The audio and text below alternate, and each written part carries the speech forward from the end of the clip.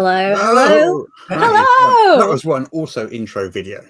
Thank you very much. Well, thank you to everyone who's joining us. So we are all here because this is the launch party for the Monstrous Menagerie II Hordes and Heroes, which we are so excited about. We decided a bit last minute to do a launch party. When you say last minute, literally yesterday. Literally yesterday, like maybe because we were so excited and we wanted to have you included in the excitement. But yeah, shall we all introduce ourselves and who we are? So my name is Jessica and I'm the business manager at EM Publishing. Yeah, I am Russ, aka Morris, and I'm the owner of EN Publishing. I'm Paul Hughes. I'm the lead on Monstrous Menagerie II. Yes, this is all your fault, really. I think. Yeah, I accept the blame. Yeah. Oh, I was looking at some of the laid out pages earlier today, and it is looking so amazing, this book. It is. And as always with all of our crowdfunding campaigns, we have the PDF delivered to you the day the crowdfunding campaign ends. So you will have, if you back the campaign, you will have your hands on the PDF digital copy in 30 days. Before Christmas, before the holidays. Before the holidays or whatever you... So what I'm going to do now is I'm going to get the Kickstarter page on the screen so we can all... share. Watch when it goes live. So we can watch when it goes live. And I have the launch button right here and my mouse is hovering over it.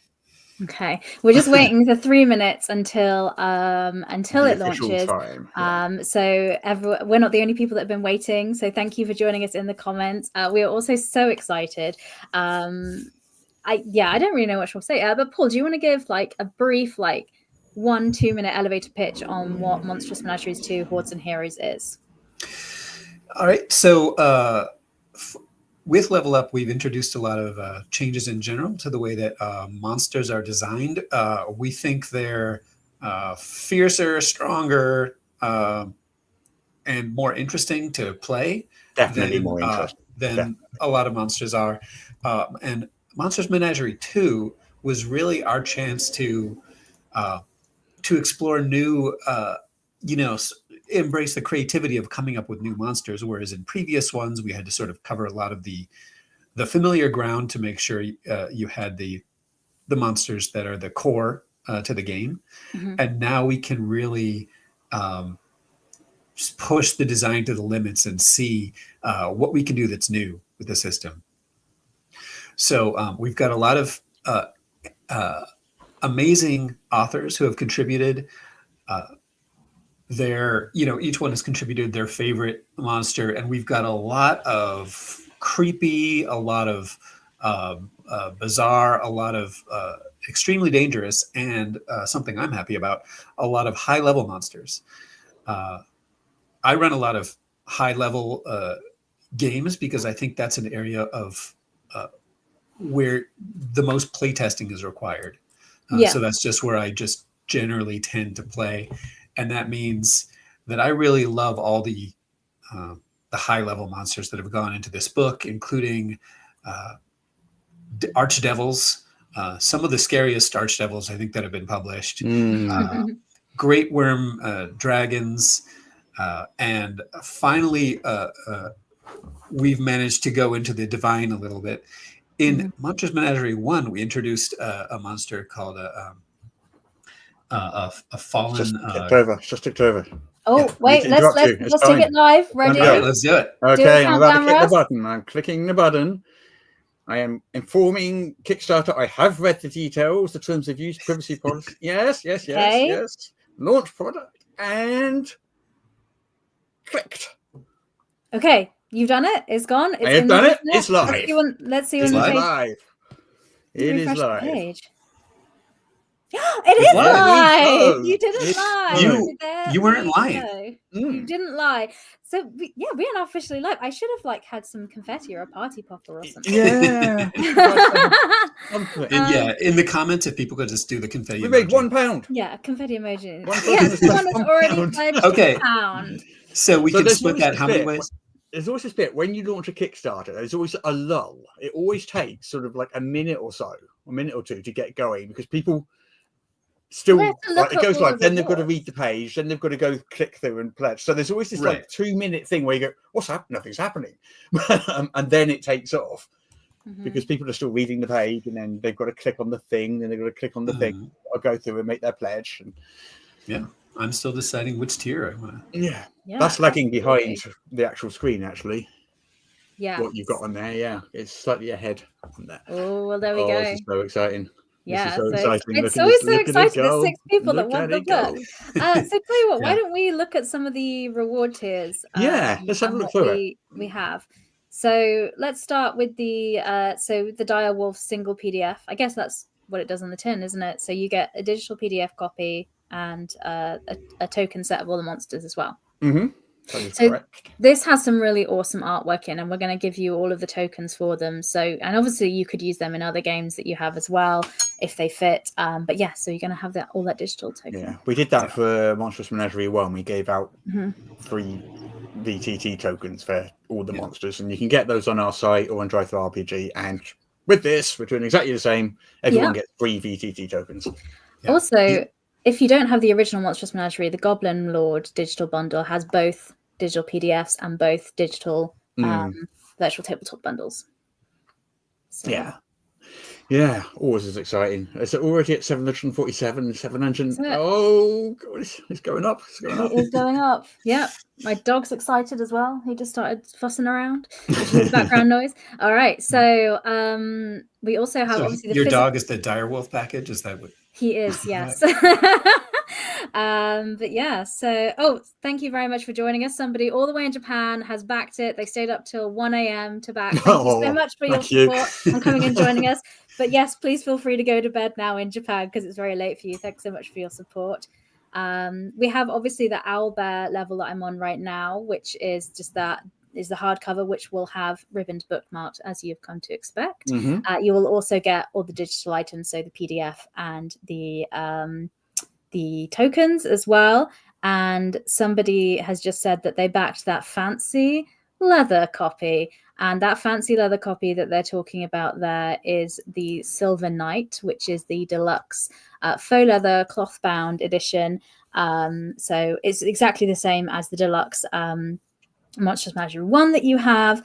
So they'll sit nicely together on the shelf and look like a collection. And if you missed the original one, you can get both of them in this back kit, but there's only 10 of those available because we are running out of the original print run, and we're not going to print the original collector's editions again.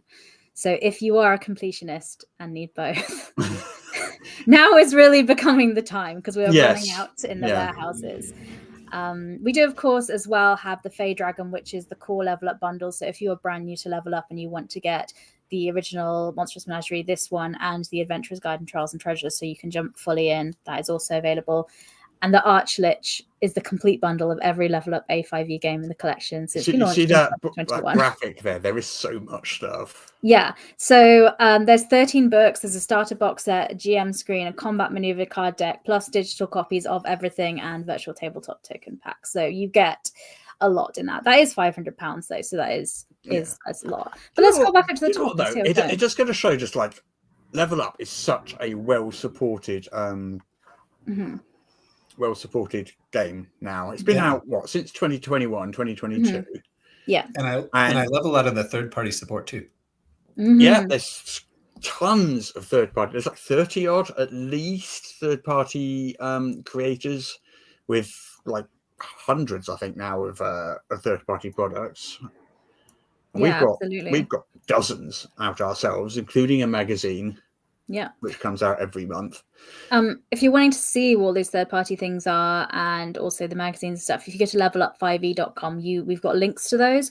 So if you go to the resources tab, there's a link there to a lot of the third-party stuff. And if you are a third-party creator, please tell us when you make your stuff, and then we can link it on our site so people know where to find it and can get it as well. I'm seeing that number tick up. I'm sorry, I'm just half watching it, so I'm kind of quite distracted by it. I know. 2,600 now. Yeah, thank you so much to everyone that's come on live and is backing it. So what's happening right now, of course, is all the emails are going out, and so people are slowly learning that it's launched. It's like the backer kit emails are all going out, and people are seeing them, and the ones from MailChimp, which is the mail software that we use to send out promotional stuff, they're all going out. So just like over the next hour or so, people are seeing those emails. Yes. So with any crowdfunding campaign, it's usually the first launch is like the busiest time. The first day is like always the busiest day. Oh my gosh, it keeps going up. That's so exciting. But anyway, so whilst we're here, I think we're going to hit that initial $5,000 goal. So that's the goal we put in, because that's what we kind of need to make the print run happen. And I feel confident that we're going to hit that at the moment. Yeah. But obviously, because we've completed the PDF, we have already paid all of the writers and the artists and the layout team and everything. So we kind of front load and take that risk on a Kickstarter campaign so we can immediately deliver. So this crowdfunder is really to pay for the print run and get the physical books there for the fulfillment. But yeah, so thank you so much to everyone for joining and backing, because we wouldn't be able to make books like this without crowdfunding campaigns, I don't think. But yeah. Oh, I just want a quick call out to Francita as well, because she's in the chat and watching there, but she's not on with us right here. But Francita's our sort of graphic design and layout manager, and this project could not have happened without her. She's really done amazing, and put in so much work.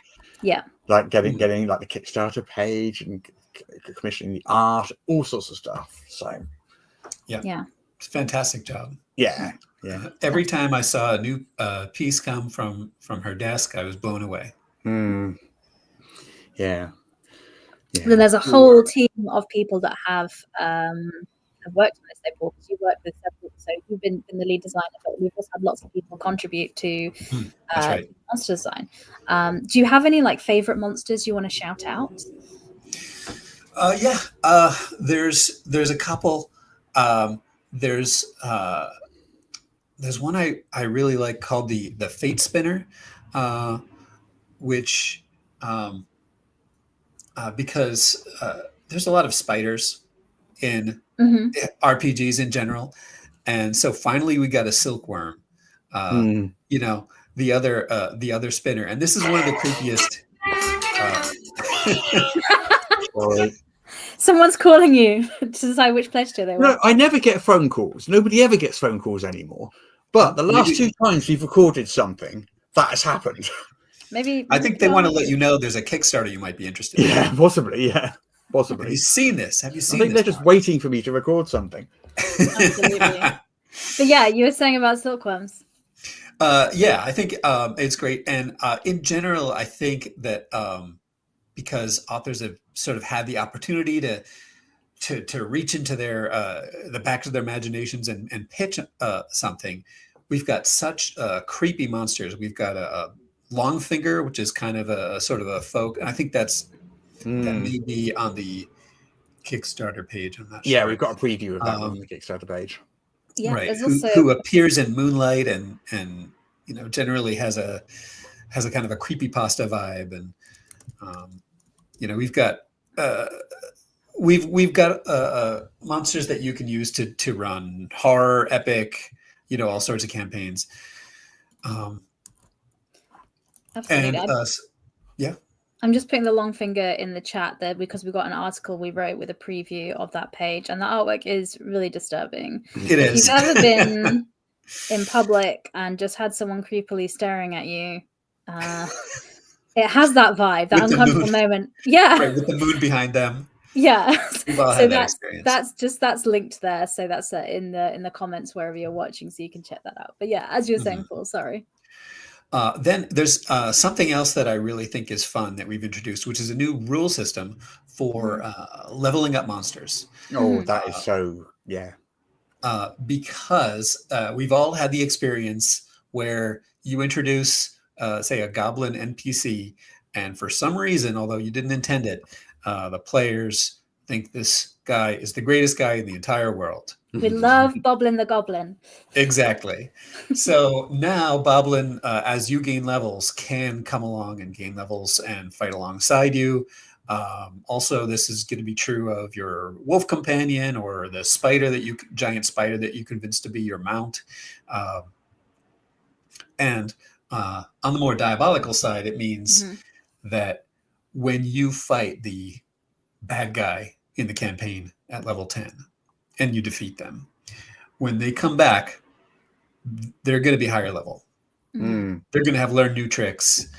We've got a really robust system that we put a lot of play testing into for how to make these guys get more powerful as they level up.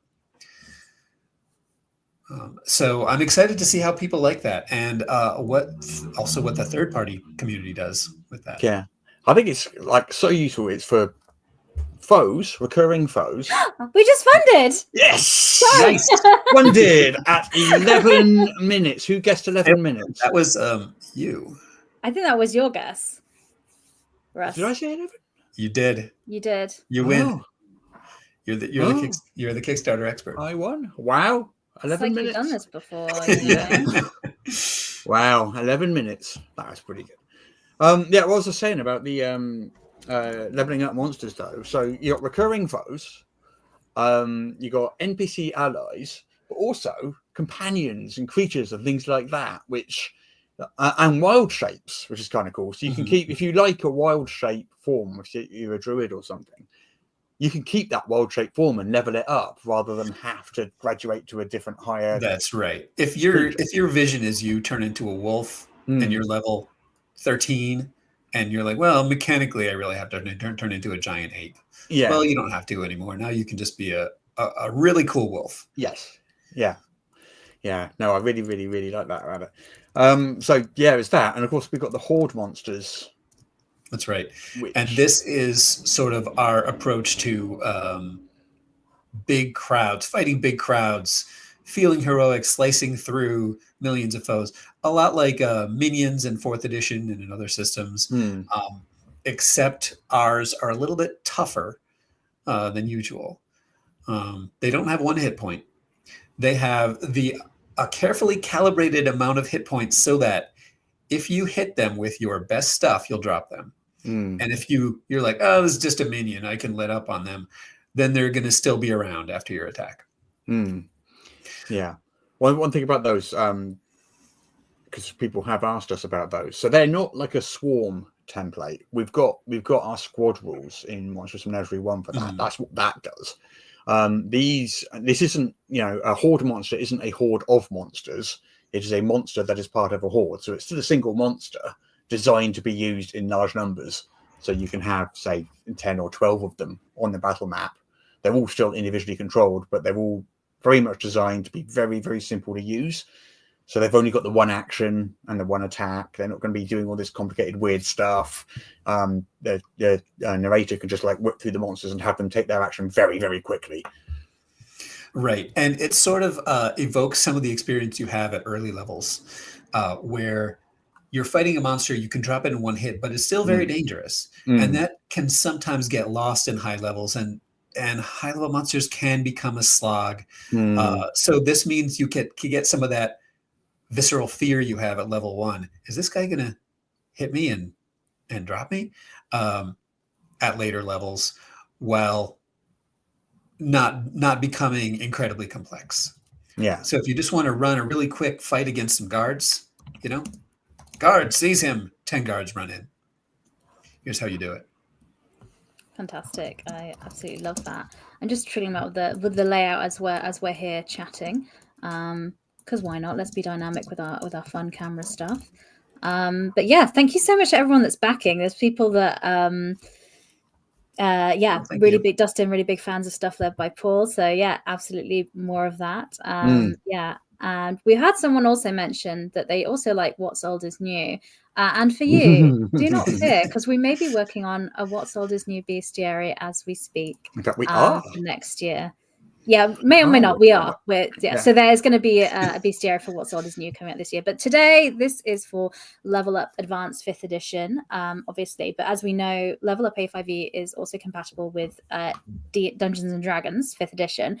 How does that relate also to the 2024 books that are coming out at the moment? Also compatible? Do you want to take that, Paul? We are compatible. Mm-hmm. We've seen, we've studied the previews. We as much as anyone can at this point, we have a pretty good idea of the math involved in 2024 as opposed to 2014, And we have taken that into account in design. And we've also made a couple of tweaks to our stat block to add some of the cool features that 2024 has added in our own way. For instance,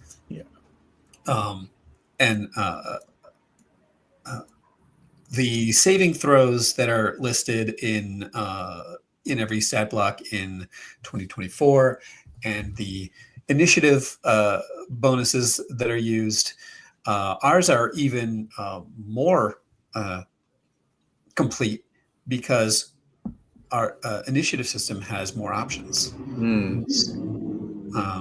So these have all been added, and those are time savers for combat. Yeah, and they're kind of like very small quality of life things, because they're not things that you can't work out yourself looking at the stat block, but it just pre-calculates all the saving throws for you rather than just the proficient ones, just because that will save you like 1 second, but that 1 second over and over again. How many monsters are you going to run in your life? And the same with the initiative, because in level up we say you can pretty much use anything for you could use like a climbing check as an initiative. You could use almost anything as an initiative.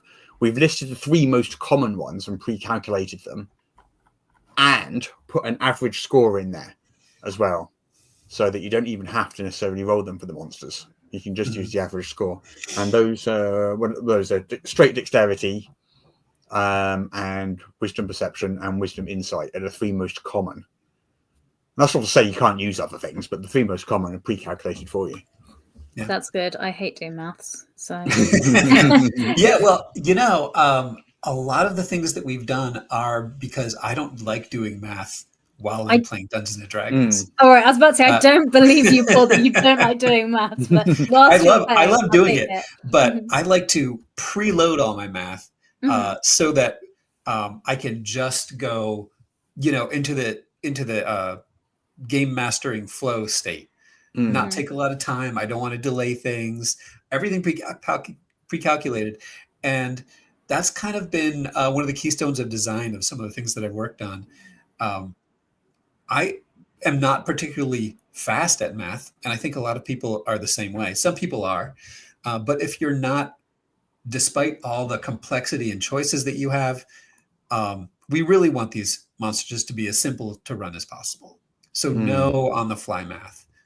And besides that, there's a lot of features that exist in both Monstrous Menagerie 1 and 2 that are to make your lives easier. For instance, what is this monster doing here? Roll on a table.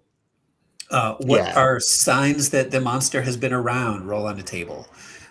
Or what is this monster going to do in the first round of combat? Normally, you have to read through the entire stat block and sort of come up with a strategy, but we give you sort of a basic script of here's probably what they're going to do on turn 1. Here's when they're going to run away. So all those things are still present. We were talking to Mike Shea, Sly Flourish, on the podcast last week. And the topic of this book came up briefly. We wanted to leave it mainly we're going to be talking about it in depth this week on the podcast for those who want to listen to it. We're going to spend ages talking about this book. So we're going to go real deep dive into it. But we briefly mentioned it. And as he said, although Monstrous Menagerie 1 was a replacement for the original Monster Manual, it's still super useful, because even if you're playing, say, a 2024 game and you are sort of using a goblin, you can use the goblin from next year's Monster Manual or from Monstrous Menagerie 1. But even if you're using a goblin from an entirely different book or a third-party goblin somewhere else, because there's lots and lots of monster books out there, you can still use our book and still use all those signs and behaviors and names, and all those tools are still relevant. They're all still really, really useful, because they're not in those other books. I know, I've looked. Right, yeah.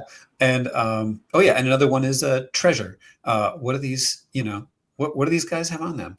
If you throw in a random encounter, does any of them have a magic item? Well, you're not going to sit there and roll that up ahead of time. but you can use this. I assume that when you talked to Mike Shea, he had a favorite monster or two in Monstrous Menagerie II, because he actually is one of the. He mentioned his own monster actually. That's right. I bet he did. Yeah. So, yeah, that's his favorite monster, I guess. Well, as he said, when he was offered the chance to write for the book, he wrote a monster that he needed. Yeah. To make sure that was in the system. That is exactly what I've done. Well, oh yeah, for a lot of mine. Oh yeah, for a lot of them. Any in particular? Do you have, if you had to pick one favorite of one you've made, would you be able to choose between the children? The one that, the one that I've used most recently was the capstone of my 20th level campaign, fighting the Queen of Hell, who is Axia, and I think that her design is so unusual. I haven't seen before, and I really want to find out whether people like it. I think it's a sort of a multi-stage full encounter in one stat block that went great when I play tested it, and I can't wait to see what people say about it. Nice. And we've got details on the campaign page where I'm highlighting about Axia there in the section on epic villains. I love all that, because there's a bit of world building in there as well, which was kind of started in Planestrider's journal with Nolda, which is kind of our lower planes version of the lower planes, and we build on it a bit more in this. We started to populate it a bit more, and it's very, very, very cool. Yeah. I also love that the Calcoi are still there, because they're my favorite from the original Monstrous Menagerie. And they brought their queen this time. Right. This was also a big challenge for my players when I sprung this on them. What sort of features does it have? There's a little preview, the Apex Calcoi. Well, just like you'd want in any monster, when you think you've got the fight under control, that's when their thorax explodes and turns into millions of spitting blades, which is what I aspire to in my own life. When it all goes wrong, just turn into spitting blades. Right. I think this might segue into something else that we've added in this book. There are things that are not for everyone in monster design, and so we have added content banners that let you know this monster is going to have themes of, for instance, body horror or something else that you might not, or somebody at your table might not particularly care for, and you can avoid those. Or that you might, if everyone is into it, you can lean into it. It might be Halloween and you want a body horror themed adventure, so you can use those monsters. That's right. So this is a tool that you can use in several ways. I've said before, I have a player at my table who really does not like oozes, and so we can abide by that and skip the gelatinous cube. I mean, I don't like them in real life. I'm not so worried about them in a game.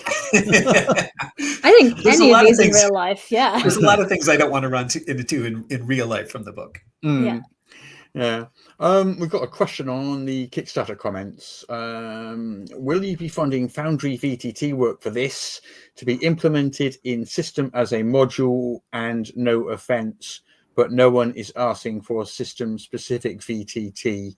Really feel like time would be better spent elsewhere. I'm not 100% sure I understand the question. Oh, I think the comment is about Level Up Gateway. So we're building our own character builder, so kind of like our D&D Beyond, and it will have. It's not a VTT platform in itself, just to be clear. We're potentially looking at having that in the future. It's a character builder. It's a character builder that everybody wants, and has been asking us for repeatedly. Yeah, so that's what that is. Yes, it's not a virtual tabletop. Yes. Yes. I mean, we haven't said it is. It's not. I just think that was some confusion. We'll be funding Foundry VTT. So Foundry. So what we do is we make the stuff open gaming content, and this will make it into our system reference document.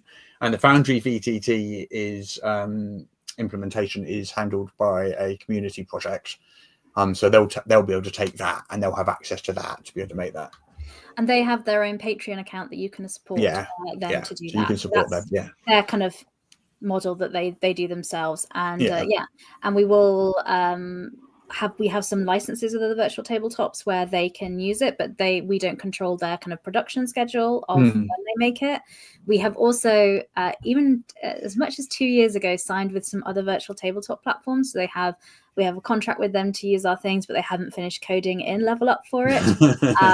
So please believe and know that I want Level Up to be on every virtual tabletop platform there is. But we have to work with partners to do that. And in doing that, we give them permission to use it, but we can't control their schedule and when they do that. We can't make them do it. Yeah. And so to just clarify, Level Up Gateway is a character builder. And in the future, we're thinking of having a very basic VTT included in it with maybe some maps, but that's not what it is. We're not making a VTT platform. We're making a character question builder. Is kind of why isn't it on X platform out of the 30 or 40 VTT platforms are out there? The answer is, we've tried, we've asked.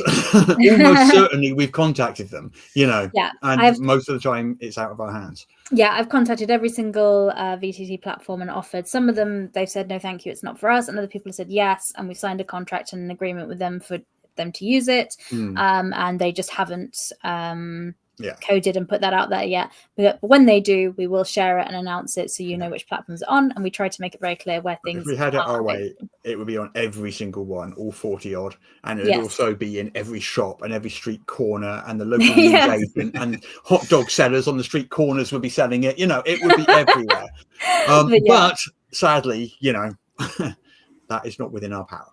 No, but we are continuing to speak with other platforms. Are happy to have that, and also we have the open content license. Do you want to talk a bit more about that, Russ? Like what we've done with Level Up? Yeah, I mean, we have, and I don't want to boast here, but out of the various 5e system reference documents out there, we have the largest, most complete one, by I think about an order of magnitude. I think it's about 10 times the size of the next largest one.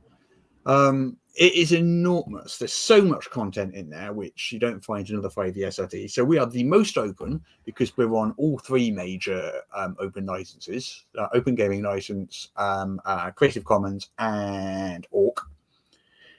So most open and also most comprehensive.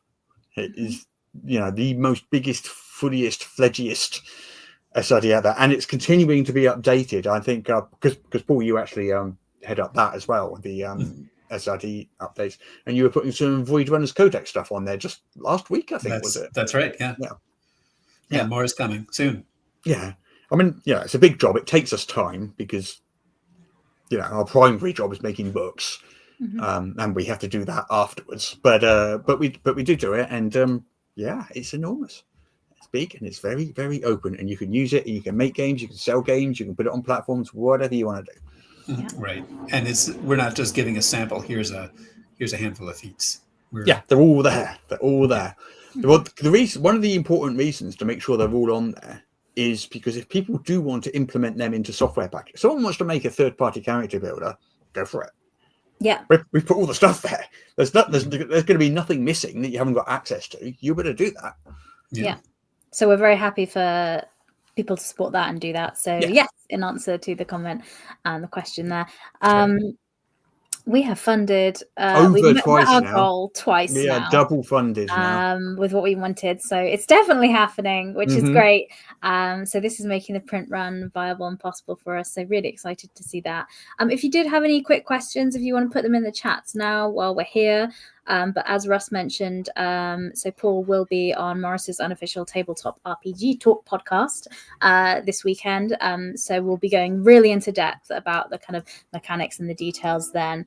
So if you missed the live stream, you can put some comments and questions in the on the Kickstarter page on the comments section, and then we can look through there for the podcast when we record on Friday for that. But yeah, do you have any other things we want to mention, folks, while we're here? Any other features pretty much covered today? Most of it, haven't we? Yeah, I mean, we're going to give so much detail on Friday. I don't want to ruin the podcast. So. Don't want to ruin it. it. Okay. Well, as we've met our funding goal, and as everything is looking good, shall we just say thank you and leave everyone to scroll through the page and enjoy? Yes. You haven't back it yet. Thank you.